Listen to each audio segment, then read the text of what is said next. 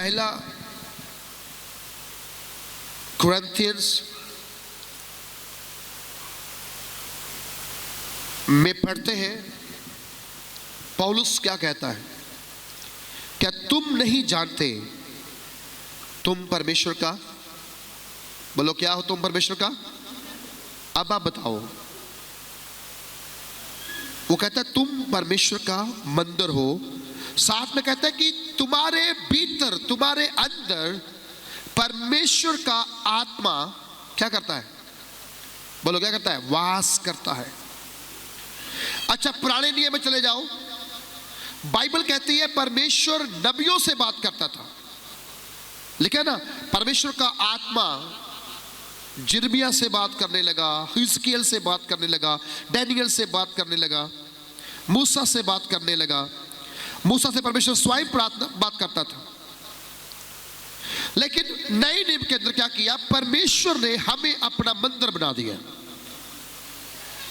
अब हम लोग आत्मा से बात नहीं करते हैं, क्योंकि अब आत्मा ही हमारे अंदर डाल दिया गया है। अब आत्मा ही हमारे अंदर, बोलो अब आत्मा ही हमारे अंदर क्या करने के लिए, कि वो तेरे अंदर रह करके तुम्हें गाइड करेगा। बोलो क्या तुम्हें करेगा।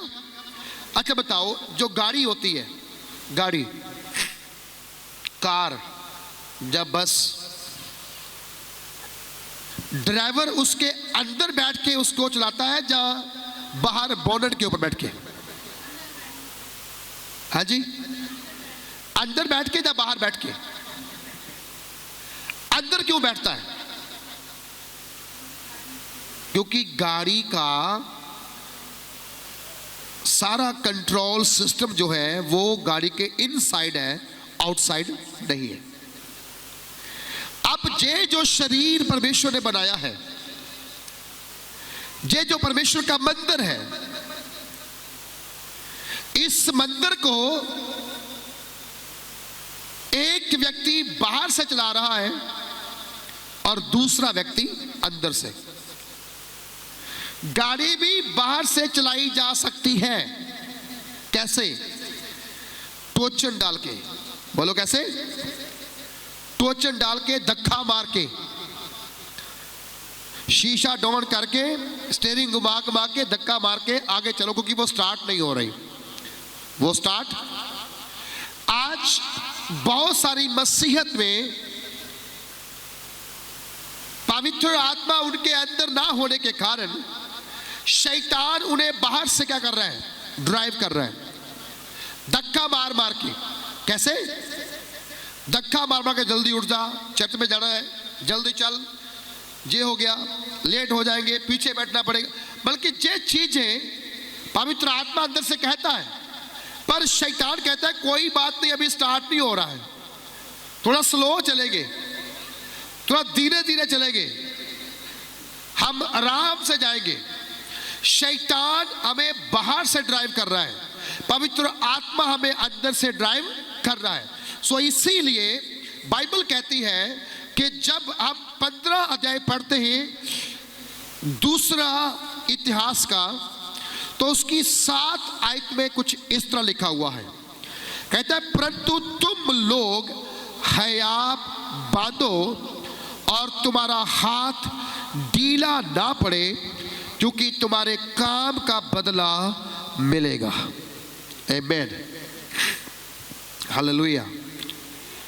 तुम्हारे काम का बदला मिलेगा। काम, बदला मतलब फल, उसकी बरकत, उसकी आशीष मिलेगी। अब सोचने की बात यह है कि यदि परमेश्वर आपको कह रहा है कि हिम्मत रखो, क्या करो जी, सब बोलो क्या रखो, हिम्मत रखो। अच्छा, बाइबल के अंदर कितनी बार शब्द आया है हिम्मत, हिम्मत, हिम्मत, हिम्मत, हिम्मत, ढांढस, हयाब।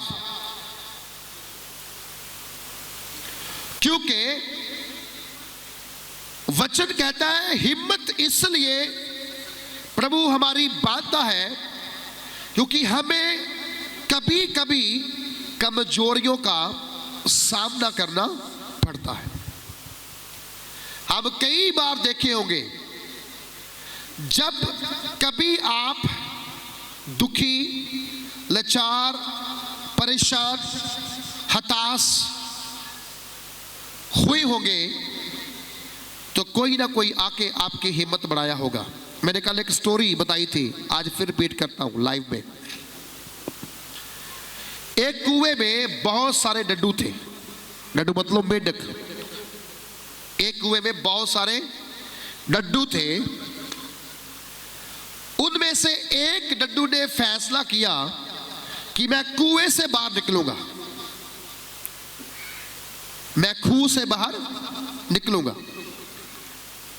अब जब इसने फैसला किया कि मैं खूह से बाहर आऊंगा, उसके साथी उसे क्या कह रहे थे?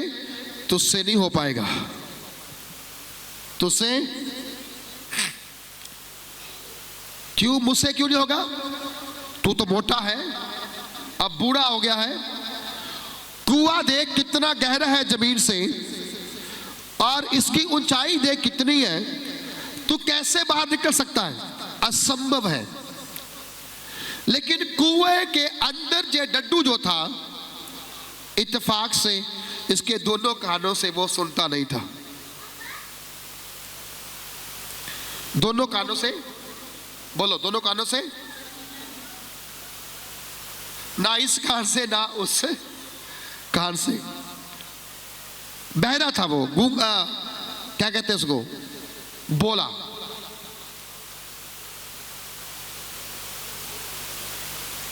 अब लोग इसको कमजोर कर रहे हैं, तुम बाहर नहीं निकल सकते, बाहर नहीं निकल सकते, बाहर नहीं निकल सकते, बाहर नहीं निकल सकते। ये बंदा क्या समझ रहा है? ये बंदा समझ रहा है कि सारे मेरे साथी पता मुझे क्या कह रहे हैं, तू कर सकता है, तू बाहर निकल सकता है, चल बाहर कर, मार, ट्राई कर, हिम्मत रखा, हिम्मत लगा, हिम्मत लगा। तो वो इसे नीचे आने कह रहे थे, जे हिम्मत बढ़ा के ऊपर को, क्योंकि वो कह रहा था कि जे मुझे कह रहे तू जा सकता है, तू जा सकता है, तू जा सकता है। जब सारे डड्डू उसको रोक रहे थे, उसने हिम्मत की, फुर्ती की, जज्बा बनाया और छाल मारकर डड्डू जमीन के ऊपर बाहर आ गया। जब बाहर आया तो वहां पर कुछ लोग थे, उन्होंने पूछा तू बाहर कैसे आ गया?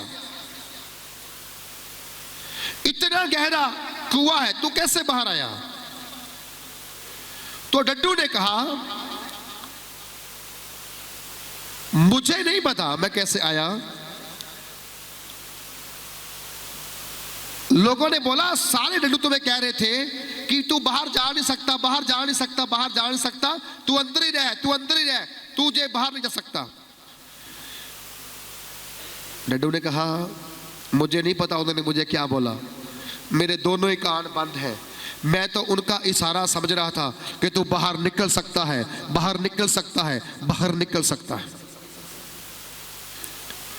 आज कलीसिया फंसी हुई है किसी ना किसी परेशानी में, किसी ना किसी समस्या में, किसी ना किसी प्रॉब्लम के अंदर वो दसी पड़ी है, और लोग कहते हैं तू ठीक नहीं हो सकता, तू बीमार ही रहेगा, तू गरीब ही रहेगा, तेरा घर नहीं बन सकता, तेरा घर नहीं बन सकता, तू जैसा है वैसा ही निकल जाएगा। लेकिन बाइबल कहती है जो काम तुमसे नहीं हो सकता, जो काम तुम नहीं कर सकते, मेरा बाइबल कहता है वो काम तेरा परमेश्वर कर सकता है। आप किसको सुनेंगे? दुनिया को सुनेंगे या परमेश्वर को सुनेंगे? मैं आपको बताऊं, मेरा जो एक्सपीरियंस है, मेरा एक्सपीरियंस ये है कि मुझे बोलने वाले बहुत लोग बोलते हैं, मैं कभी किसी की परवाह नहीं करता, आराम से अपने काम पर ध्यान देना है। किसी को क्या है, वो आपके ऊपर कीचड़ डाल सकता है, आपके ऊपर पत्थर मार सकता है, पर आप याद रखें, अगर आपने भी कीचड़ के बदले कीचड़ उठाया और उस पे डाल दिया, आप में और उसमें फर्क क्या हुआ? परमेश्वर कहते हैं हिम्मत रख। क्या कर? हिम्मत रख और तेरा हाथ क्या हो जाए? कमजोर ना पड़े। सब बोलो, हाथ कमजोर, शरीर कमजोर। आप ताकतवर हैं, आप जोरावर हैं, आप ब्लेस हैं। शायद आपको नहीं पता है, लोग आपको कहते होंगे यार तेरा बेटा बाहर नहीं जा रहा है, तेरी बेटी का शादी नहीं हो रहा है,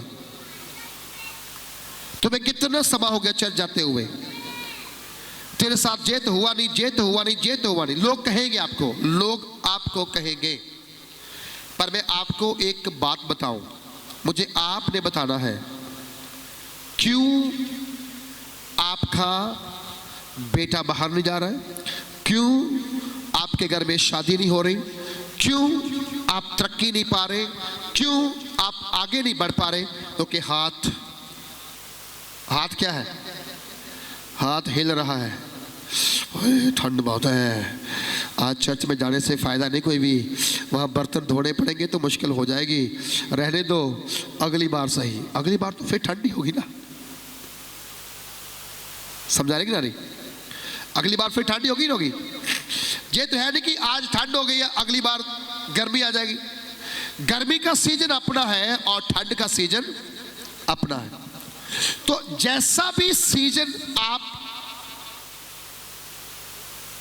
बनाए हुए हैं, मैं आपको बताऊं उस सीजन में कमजोर नहीं पड़ना है, कमजोर नहीं पड़ना है। एक लड़का जिसका नाम स्टीव जॉब्स था, ये पढ़ता था और एक दिन जे स्कूल यानी अपने कॉलेज में नहीं गया तो उसके साथी उसके पास आए, तो मैं स्कूल नहीं जा रहे हो? बोलता नहीं। क्यों? वो अपने कंप्यूटर के ऊपर, पीसी के ऊपर एक प्रोजेक्ट तैयार कर रहा था। उस प्रोजेक्ट को बनाते समय उसके साथी आके बोले तुम क्या कर रहे हो? बोलता जी मैं एक प्रोजेक्ट तैयार कर रहा हूं, ये प्रोजेक्ट इतना बड़ा होगा कि एक दिन दुनिया मुझे देखेगी। तो वो हंसने लगे, कहते तेरे पास स्कूल में फीस देने को पैसा नहीं होता, कपड़ा तेरे पास अच्छा पहनने को नहीं, फटीचर सा तू बंदा है और तू ये कह रहा है कि दुनिया मुझे पहचानेगी? असंभव है, हो ही नहीं सकता। स्टीव ने कहा यार ऐसे मत बोल, ऐसे प्लीज ऐसा मत कह, मैं बड़ी मेहनत से प्रोजेक्ट बना रहा हूं। अब जब बातें हो रही है तो स्टीव को वहां पर उस प्रोजेक्ट को पास करवाने के लिए $200 की आवश्यकता थी। $200 उसके पास नहीं था। उसने अपने फ्रेंड को बोला यार तू मेरी मदद कर सकता है? बोला हाँ। क्या चाहिए तुम्हें? $200। तो बोला तू वापस कहां से करेगा, तू तो गरीब बंदा है, तुम्हें दे दिया तो वापस से मिलने वाला ही नहीं है। उसने कहा नहीं, तू मुझे $200 दे दे, मैं तुम्हें अपनी कंपनी का 30% ऑनरशिप दे दूंगा, पार्टनरशिप दे दूंगा। वो हंसने लगा, बोला $200 तेरे पास है नहीं है और तू मुझे अपनी कंपनी की पार्टनरशिप दे रहा है, उसका मजाक उड़ाया जा रहा है। उसने काफी उसने बार बार बोला प्लीज हेल्प मी, मुझे दे दे, ये बहुत जरूरी है, मेरी लाइफ का, मेरी फ्यूचर का सारा दारोमदार $200 के अंदर छिपा हुआ है। चलो उसने कहा ठीक है मैं दे दूंगा, पर मैं इसके बदले तुमसे 10 गुना ज्यादा लूंगा, बल्कि 200 दे के 2000 लूंगा।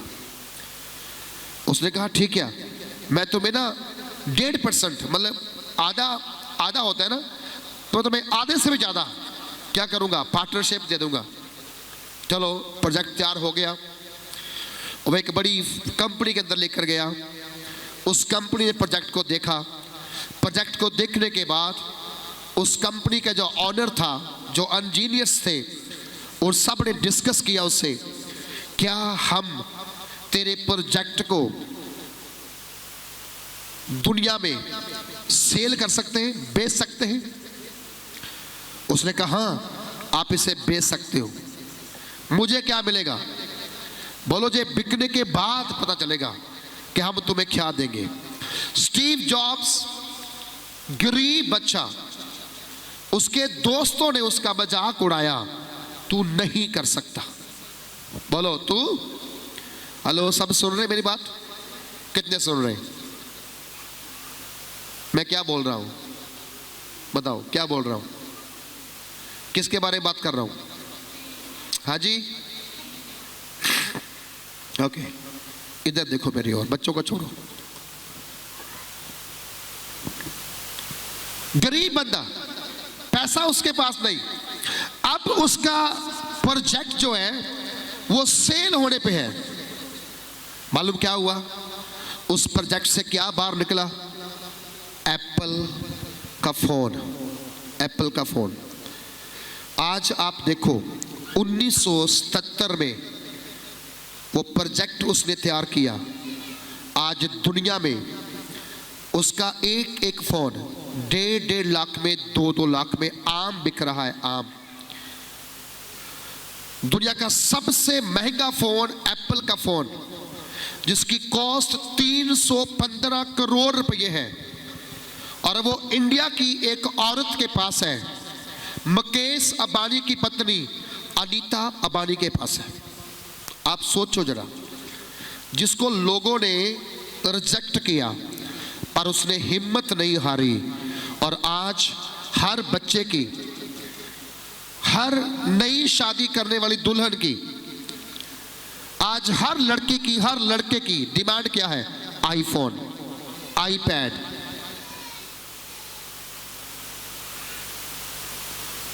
एप्पल का लैपटॉप। क्यों? क्योंकि एक गरीब बच्चे ने मेहनत की। आपको पता ही नहीं आप है कौन, आपको पता ही नहीं अनॉइंटिंग आपके ऊपर है, और फिर भी आप नेगेटिव बोलते हो, फिर भी आप नेगेटिव बोलते हो। अगर आपको अभिषेक है, अनॉइंटिंग है, और आप नेगेटिव हैं, मैं कहता हूं जिंदगी में आप जितनी प्रार्थना करवानी है करवा लो, जितनी ले हैंड करवानी है करवा लो, जितना पैसा दे के ले हैंड करवा के, कार्ड बना के ले हैंड करवा लो, आप कहीं सफल नहीं हो सकते, कहीं भी नहीं।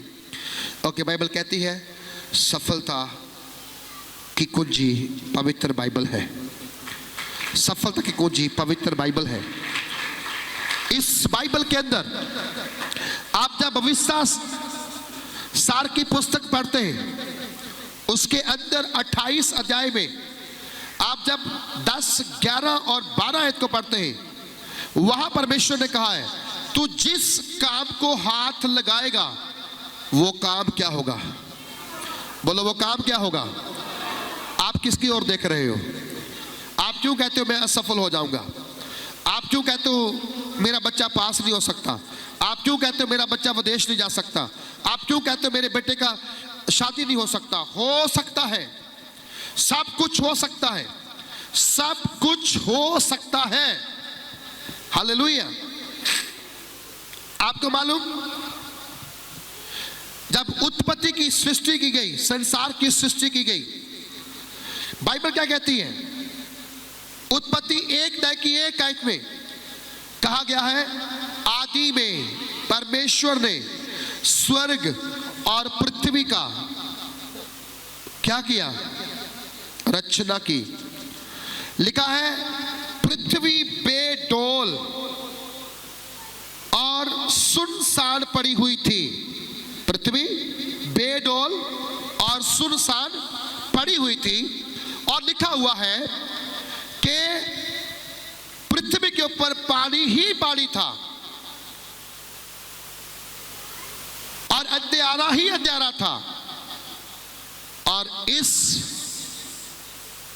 के ऊपर परमेश्वर का आत्मा क्या करता था? मंडराता, तैरता था।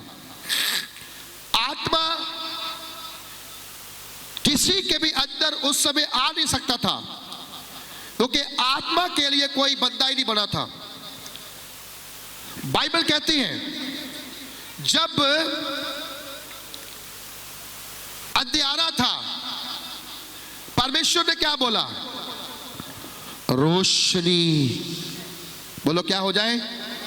सब बोलो क्या हो जाए?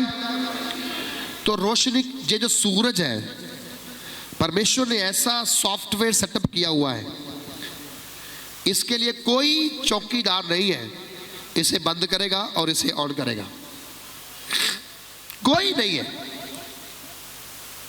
आपको मालूम अभी साइंस जो है, साइंस इतनी तरक्की कर रहा है, वो सेंसर की लाइट निकाल रहा है। कौन सी लाइट?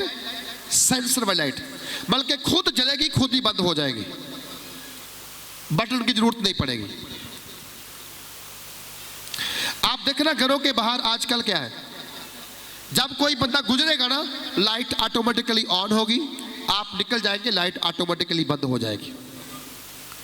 बल्कि लोगों ने परमेश्वर को टक्कर देनी चाहिए। लेकिन बाइबल कहती है सूरज क्यों बनाया परमेश्वर ने? अब लोग आपसे सवाल करेंगे, अगर सूरज बनने के बाद रोशनी आई है, तो पहले फिर रोशनी कहाँ थी? चांदन कहाँ था? अरे भाई साहब, उनको बोलना पहले परमेश्वर स्वयं चांदन था, चांदन है और चांदन रहेगा। आमीन। परमेश्वर चांदन था, चांदन है और चांदन रहेगा। ये सूरज तो उसने मेरे लिए और आपके लिए बनाया है, ताकि हमें रात का और दिन का अंतर समझ आ सके। हर चीज को परमेश्वर ने हर व्यक्ति के लिए बड़ी महत्वपूर्ण बनाया हुआ है। और जहां पर हम जब इसकी एक आयत को पढ़ते हैं, मतलब पढ़ूंगा आपके लिए, कहता है तब परमेश्वर का आत्मा ओदेद के पुत्र अजरिया में समा गया और वह आशा से भेंट करने निकला और उससे कहा, हे आशा और हे सारे यहूदा और बिन्यामीन, मेरी सुनो। जब तुम यहोवा के संग रहोगे तब तक वह तुम्हारे संग रहेगा, और यदि तुम उसकी खोज में लगे रहोगे तब तो वह तुमसे मिला करेगा, परंतु यदि तुम उसको त्याग दोगे तो वह भी तुमको त्याग देगा। आप क्यों असफल हैं? इसमें आपका आंसर छिपा हुआ है। आप एक आयत से लेकर 7 आयत तक अपने घर में जाके पढ़ना। ओदेद के पुत्र अजरिया के अंदर परमेश्वर का आत्मा समाया। उसने आशा से कहा, आशा एक राजा है, कहता है जब तक तुम परमेश्वर के संग रहोगे तो परमेश्वर तुम्हारे क्या रहेगा? सब बोलो परमेश्वर तुम्हारे, सब बोलो परमेश्वर तुम्हारे कब तक रहेगा? जब तक तुम उसके संग रहोगे। हालेलुया। आप कितना समय परमेश्वर के साथ हो? शादी आ जाए ना, हमारी आत्मा वो एक होता ना हैंगर, उसके ऊपर हम टांग देते हैं अपनी पवित्रता ही, अपनी आत्मा। डांस पे डांस, चल फिल्मी गीत, जे वो लटरम पटरम। फिर पास्टर जी भी कोई शर्म नहीं होती, कहते कोई नहीं, पास्टर जी ने मीटिंग करके चल जाना, आप जो मर्जी बात में करें। सुनो, जिस विश्वासी को इतना नहीं मालूम कि मेरी लाइफ का स्टेटस क्या है, वो विश्वासी मसीह में कितना मैच्योर हो सकता है। जाजा के अंदर एक हलवाई का बेटा 2019 में अंकल नाथ को मालूम है डॉक्टरों की ओर डेड करार कर दिया गया। उसका नाम सोन लाल है, उसके बेटे का नाम शिव कुमार है। डेड करार कर दिया। उसकी सांस जहां पे अटकी हुई थी, जहां पर ऐसा ही था बस। उसकी पत्नी जहां पर आई, अंकल नाथ को साथ में लेकर आई। अंकल ने कहा हमने प्रार्थना करने जाना। तो मेरे मन में था यार, अगर बंदे की सांस जहां अटकी तो हम क्या कर सकते हैं। फिर वो विश्वास नहीं करते, वो तो नॉन बिलीवर है। लेकिन अंकल की बहुत उनके साथ यारी है। हम लोग दोनों गए गाड़ी के अंदर, बारिश हो रही थी, हम बारिश से उतरे। मालूम क्या, उसको बेड पे लटाकर बाकी सब लोग नीचे बैठ गए थे, रो रहे थे क्योंकि उनकी ओर से खत्म था। हम गए वहां पर, हालत देखी, मैंने प्रार्थना की और हम वहां से उसको जल पवित्र करके पानी उसको दिया, वापस आ गए। मतलब आधे घंटे के अंदर हम लोग घर में पहुंचोगे, आधे पौने घंटे के अंदर फोन आ गया कि शिव कुमार की जो हालत है वो पहले से बहुत बेटर हो गई। मतलब उसकी अटकी हुई जो सांस है हो गई है, डेथ से बाहर हो गया। ओके, चर्च में ले आए एतवार को। वो चल नहीं पाता था, शिकंजे से चलता था। प्रेयर हुआ, परमेश्वर ने उसे चलने की सामर्थ दी। उसका शिकंजा सूट गया, वो चलने लगा, दौड़ने लगा। उसकी यूट्यूब पे गवाही है, आप सुन सकते हैं वहां पर। अब वो बंदा जिंदा हो गया, मरा हुआ बंदा जिंदा हो गया, पूरे नगर को मालूम है। मैंने कल ना ऐसे प्रार्थना मैं कर रहा था बैठ के अपने ऑफिस में, मुझे एक मैसेज आया। तो मैंने प्रार्थना देखा, मैंने ये मैसेज आया, कोई जरूरी ना मैसेज हो किसी का हो। तो मैंने उसको ऐसे ही जैसे ही अपना फोन अनलॉक किया तो वो एक रील चल पड़ी फेसबुक के ऊपर। वो मैसेज ऐसा था, जब रील चल रही थी ना, मालूम क्या हुआ,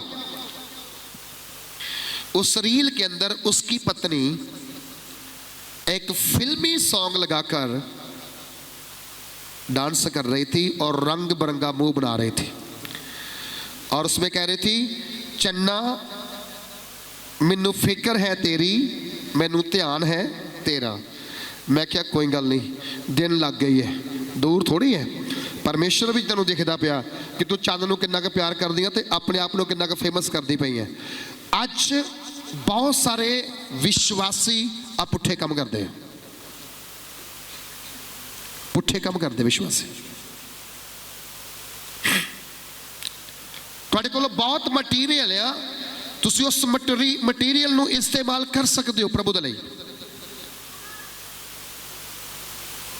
जहाँ कुछ बच्चे बैठे हुए, उन्होंने जो काम स्टार्ट किया था, मैंने उनको बोला अगर ऐसा करोगे तो मैंने आपके लिए प्रार्थना ही नहीं करना।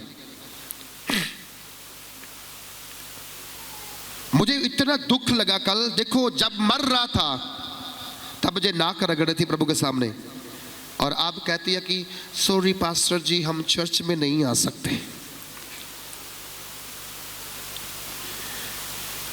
खुदावंद भी ऐसे लोगों को जब लाठी मारता है ना, फिर उसकी आवाज नहीं देता। वो समझा रहे कि नहीं आ रही? फिर आवाज, आप अपने जीवन को सोचो कैसे हैं। बाइबल कहती है, हे यहूदा और बिन्यामीन मेरी सुनो।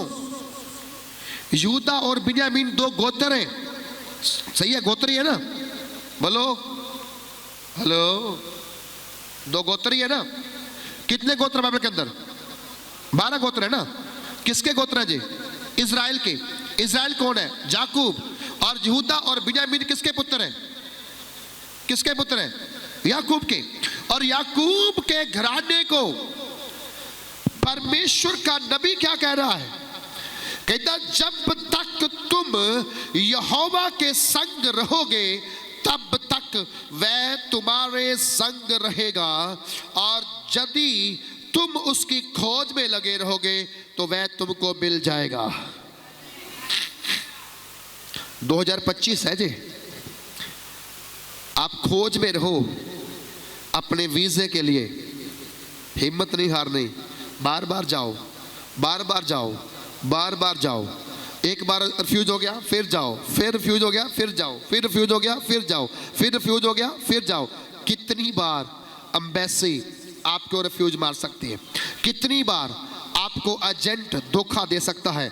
समय आएगा, समय आएगा जिस परमेश्वर की तुम खोज करते हो, जब वो तुम्हें मिल जाएगा। बाइबल कहती दुनिया का सारे कोने कोने में तुम जा सकते हो, तुम इंटर कर सकते हो। हर कंट्री में, हर देश में तुम्हारा अपना दबदबा हो सकता है, क्योंकि बाइबल कहती है परमेश्वर ने कहा था जाओ जाके उस देश पे अधिकार कर लो। किस देश पे? इसमें दूध और शहद की क्या बहती है। हालेलुया। हमारे देश में तो पानी की भी नदियां सूख रही है, लेकिन एक ऐसा देश परमेश्वर ने रखा है बना के। हेलो मिस्टर ढोलकी मास्टर।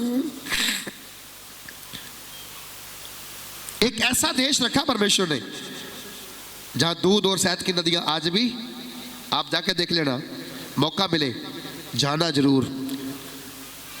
दुनिया में सब कुछ आप कमा सकते हैं, जाते समय सब छोड़ के जाएंगे। अगर तूने गुरु का दरबार नहीं देखा तो फिर क्या देखा? बोलो। फिर हमने भी जाना है, थोड़ा समय रुक के जाएंगे। एक बार तो जाएंगे, अपने गुरु जी के चरणों को छू के आएंगे। एक बार तो वो कलवरी क्रूस वाला पहाड़ छू के आएंगे। एक बार तो वो मोरिया पहाड़ छू के आएंगे जहां पर इसहाक के लिए परमेश्वर ने उपाय किया था। एक बार तो वो दूध और शहद की नदी को टच करके आएंगे। एक बार तो वो चरनी को देख के आएंगे जहां पर मेरा प्रभु यीशु मसीह पैदा हुआ था। आप परमेश्वर में जितना बढ़ेंगे वो आपके साथ चलेगा, आप उसकी खोज करेंगे, वो आपको क्या होगा? मिल जाएगा। और उसके आगे वो कहता है, उसकी नेक्स्ट वर्स में कहता है, वो कहता अगर तूने उसे त्याग दिया तो वो तुम्हें क्या करेगा? बोलो, वो तुम्हें क्या करेगा? समझा रही? अगर उसे अपनाओगे तुम्हें अपनाएगा, अगर त्यागोगे वो तुम्हें त्याग। अच्छा, कैसे आप त्यागते हो? मेरा की कीता परमेश्वर ने, मैं इन्नियां दुआवां कीतियां, छत में झाड़ू मारे, बर्तन धोते, मैंने मारते नहीं मारते प्रभु ने। हेलो बेबियां बैठियां, मैंने मार दिया कि नहीं मार दिया?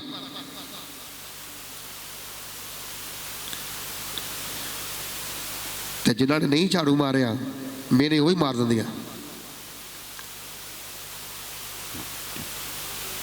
सुनो, आप जो कुछ कर रहे हैं अपने लिए नहीं कर रहे हैं, वो आप आने वाले अपनी पीढ़ियों के लिए कर रहे हैं। किसके लिए कर रहे हैं आप? बोलो, किसके लिए कर रहे हैं आप? अच्छा, जो अब्राहम ने बोया था अब्राहम ने काटा,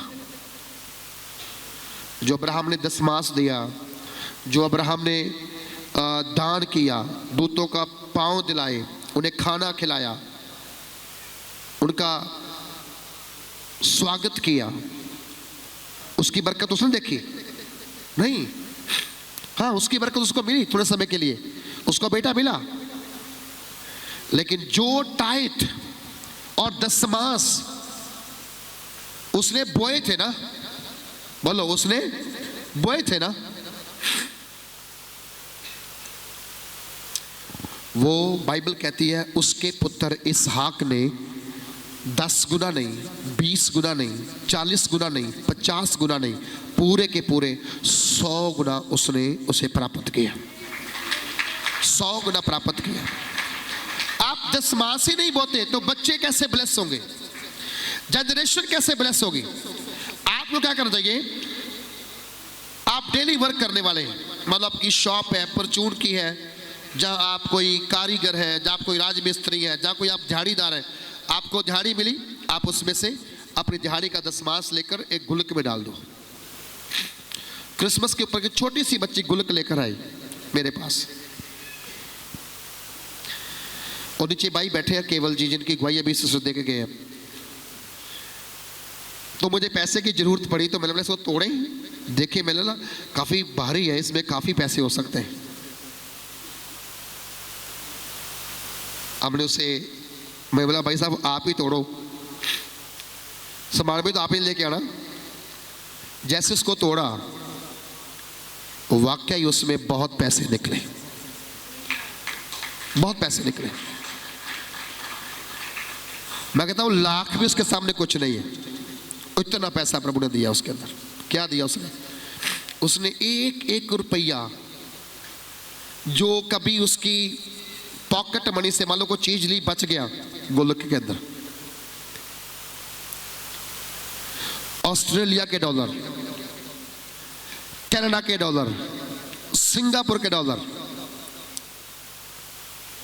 दुबई के पैसे, ऐसे काफी करेंसी। और जो इंडिया के पैसे थे वो तो सिर्फ 200-300 थे, मैंने वो यूज नहीं किए। जो इंडियन पैसे वो यूज कर लिए, जो डॉलर थे वो रखे हुए। अगर वो बच्ची ऐसा कर सकती है, हम वचन को पढ़ने वाले हम क्यों नहीं कर सकते? अब जब परमेश्वर उस बच्चे के फ्यूचर को जब ब्लेस करेगा, फ्रूटफुल करेगा, उसका काम सफल करेगा, कैसे करेगा? उसको छोटे लेवल पे नहीं रखेगा, बहुत बड़े लेवल पे रखेगा, बहुत बड़े लेवल पे रखेगा। आमीन, हालेलुया। आपको मालूम, जब हम लोग किराए पे थे ना, किराए के ऊपर, ब्लेसी और सोफिया को हमने गुल्लक ला कर दी कि आप इसमें ना कुछ रोज डाला करो, जब ये भर जाएगी तब हम खुदा के दास को बुलाएंगे और उसके है हाथ में समर्पण करेंगे। हम किराए पे थे तब, जब उनकी गुल्लक भर गई हमने निकाल ली, एक पास्टर को कॉल की, उन्हें बुलाया घर में, उन्हें खाना खिलाया। खाना खिलाने के बाद उनको गुल्लक दी और उन्होंने प्रार्थना की बच्चों के लिए और वो चले गए। आपको पता, उस दिन के बाद ब्लेसी एंड सोफिया एंड आशीष परमेश्वर के विजडम में इतना ज़्यादा भरपूर हो गए कि परमेश्वर ने इनको ऐसा ब्लेस किया है, हर काम परमेश्वर ने इनको करने का बल दिया, शक्ति दिया। जे गा सकते हैं, जे बजा सकते हैं, जे प्रचार कर सकते हैं। अभी हाल ही में ब्लेसी ने एक वीडियो डाला था, तो आशीष ने फोन किया, इसको बोलो ऐसे मत इंग्लिश बोला करे। मतलब क्या हो गया? बोलता जी बिल्कुल अंग्रेजों जैसे इंग्लिश बोल रही है, और जहां पर सारे बंदे कह रहे हैं कि इस लड़की को कब जहां लेकर आ रहे हो। मैंने बोला हमने भेजना नहीं। क्यों कह रहा हूं? क्योंकि आप अगर परमेश्वर के लिए थोड़ा सा भी करेंगे ना, बाइबल कहती है परमेश्वर तुम्हारे लिए आकाश की खिड़कियां खोलने को तैयार है। थोड़ा सा भी करेंगे तो, इतना सा भी किया, इतना सा भी, बिंदु सा भी किया तो।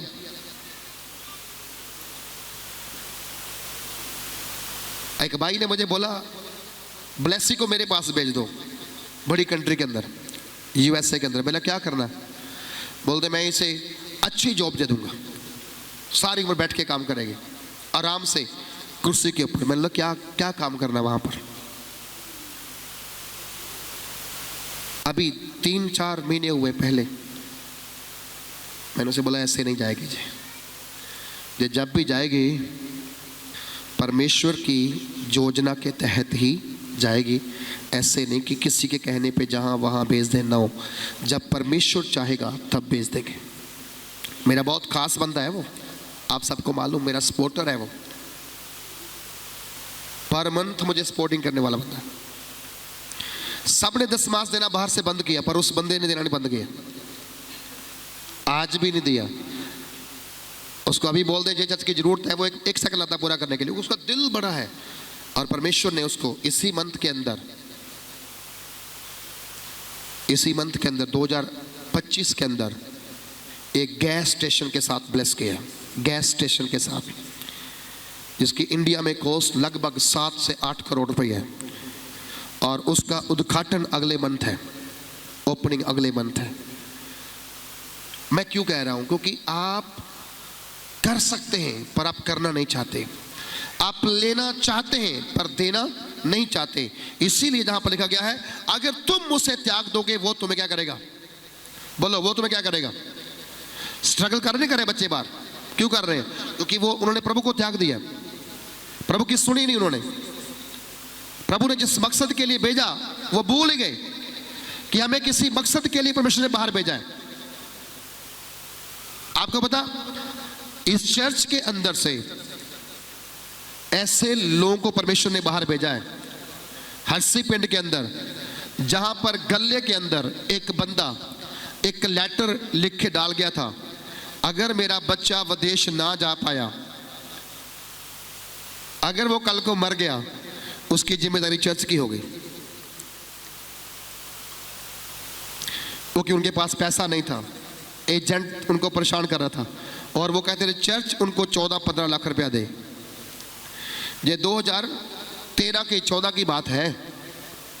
मैंने वो लेटर को संभाल के रखा। चलो, हमने प्रार्थना किया, किसी बंदे से उनकी मुलाकात कराई, पैसा उनको मिल गया, उसके बेटे को बाहर गए, लगभग 12-13 साल हो गए, एक 5 पैसे कभी उसने चर्च में नहीं भेजे, एक 5 पैसे। मतलब इतनी बड़ी धमकी खुदा को देकर गया बंदा। आज मैं कह रहा हूं कि आप त्यागते हैं परमेश्वर तो वो आपको त्यागेगा। और वचन में लिखा गया है, उसकी एक और आयत में कहा गया है, बहुत दिन इस्राएल बिना सत्य परमेश्वर के और बिना सिखाने वाले जाजक के और बिना व्यवस्था के रहा, परंतु जब वह संकट में पड़कर इज़राइल के परमेश्वर यहोवा की और फिरे और उसको ढूंढा, तब वह उनको मिला।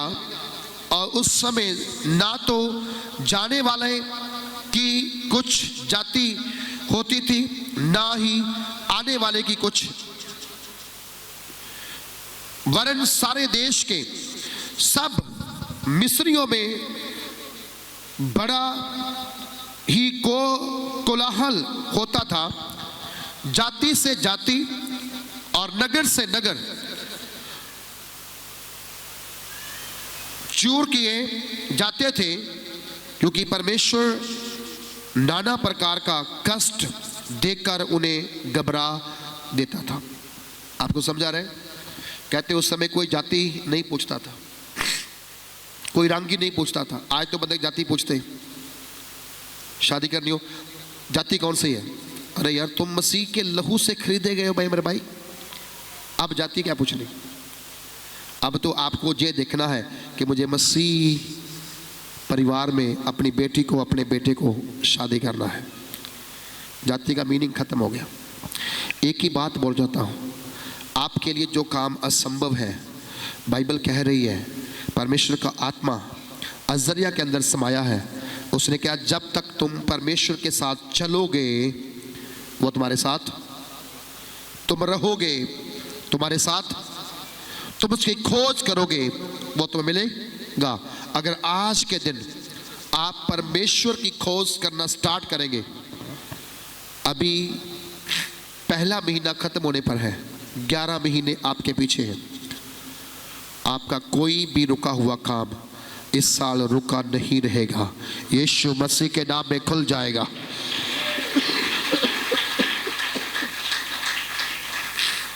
यीशु मसीह के नाम में खुल जाएगा। पर करना क्या होगा? आपको उसे ढूंढना है, आपको उसे खोजना है। और जब आप खोजेंगे, आपके लिए बड़े प्रबंध, बड़े इंतजाम और बड़ा इंतजामी परमेश्वर आपके लिए रास्ता खोल देगा, और आप खाली हाथ वापस नहीं आएंगे। सूसे हाथ, खाली हाथ मतलब सूसे हाथ वापस क्या आएंगे? आप भर भर के आएंगे, भर भर के आएंगे, भर भर के आएंगे। आप जब शायद नबी की किताब उसका 1 अध्याय की 18 पढ़ते हैं, कहता आओ हम आपस में वाद विवाद करें, तुम्हारे पाप चाहे लाल रंग के अर्गवानी क्यों ना हो, वह बर्फ के समान श्वेत हो जाएंगे। और उसके बाद कहता है, यदि तुम अपने यहोवा परमेश्वर की आज्ञाकारी बनो और उसकी सुनो, कहता है पृथ्वी के सारे उत्तम पदार्थ तुम खाओगे। ये आपके लिए है। ये किसके लिए? पृथ्वी के सारे उत्तम पदार्थ किसके लिए? हमारे लिए। अपना दर्शन बड़ा करो, स्टीव जॉब के समान दर्शन बड़ा करो। मैं कुछ कर सकता हूं, मैं प्राप्त कर सकता हूं, मैं कुछ ले सकता हूं, मैं कुछ बना सकता हूं। ऐसा पॉजिटिव बोला करो। बाइबल के अंदर एक भी नेगेटिव वर्ड नहीं है। हेलो, एक भी नेगेटिव वर्ड, ये ऐसी पुस्तक है, एक भी नेगेटिव वर्ड नहीं, हर शब्द पॉजिटिव है, हर शब्द पॉजिटिव है। परमेश्वर आपकी प्रार्थना देखता है, परमेश्वर आपकी आराधना देखता है, परमेश्वर आपके काम को देखता है, परमेश्वर आपके उपवास और समर्पण को देखता है। आज हम सब समर्पित हो जाएं, परमेश्वर के हाथों में अपने आप को दे दें। यीशु का नाम सब नामों से ऊंचा है। क्यों भला? क्योंकि वो काम भी ऊंचे ही करता है। जहां लिखा हुआ है, कहता है वो बड़े बड़े काम करने वाला परमेश्वर है। आइए अपने स्थान पे सब खड़े हो जाएं।